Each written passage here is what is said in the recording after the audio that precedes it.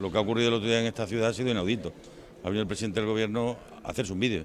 O sea, 4 años y medio sin aparecer por Extremadura y la primera vez que viene es a hacerse un vídeo. Me parece un poco lamentable, ¿no? Y desde luego más lamentable todavía que haya habido gente que encima le ha aplaudido, ¿no? Yo creo que hay que exigirle a Extremadura, no le puede exigir a Rajoy más de lo que le corresponde, pero lo que le corresponde sí.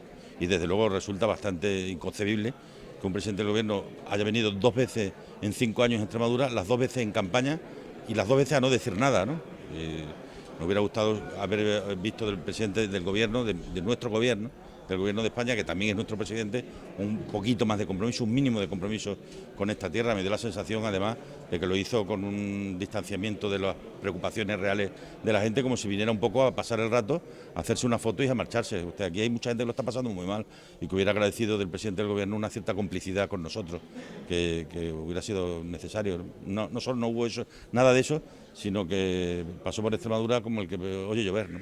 Y realmente es triste, ¿no?